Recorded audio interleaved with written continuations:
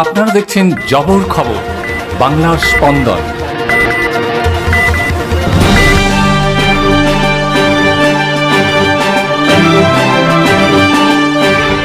চাম্পাহাটির দোতলায় নিষিদ্ধ শব্দবাজির কারখানা। গোপন সূত্রে খবর পেয়ে হানা দিল বারুইপুর থানার পুলিশ। শব্দবাজি তৈরির সরঞ্জাম সহ প্রচুর শব্দবাজি। গ্রেপ্তার ওই বাড়ির মালিক মহেন্দ্র সর্দার।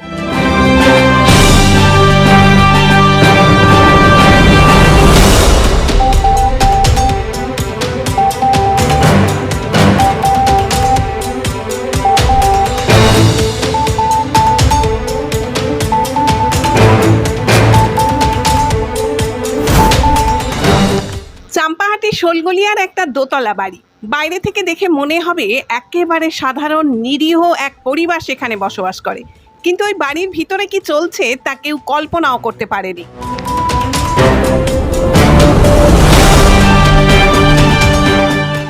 গোপন সূত্রে খবর পেয়ে পুলিশ এখানে হানা দেয়। বাড়ির দোতলায় উঠে যা দেখা গেল তাতে রীতিমতো চমকে উঠল সবাই।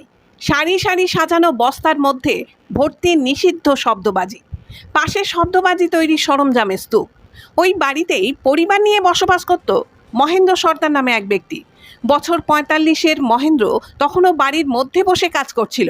পুলিশ থেকে পালানোর চেষ্টা করলে ধরা পড়ে যায়।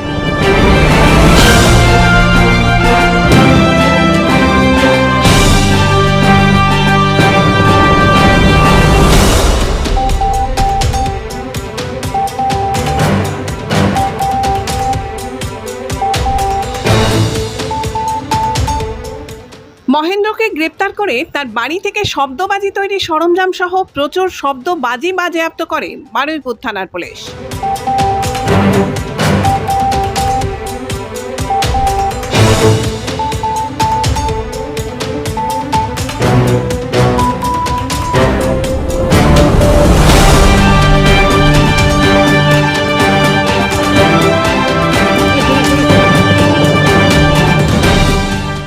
প্রাথমিক তদন্তে জানা গেছে মহেন্দ্র দীর্ঘদিন ধরেই এই কারখানা চালাচ্ছিল। পুজোর সময় থেকে শুরু করে বিভিন্ন উৎসবে এই বাজি সে সরবরাহ করত।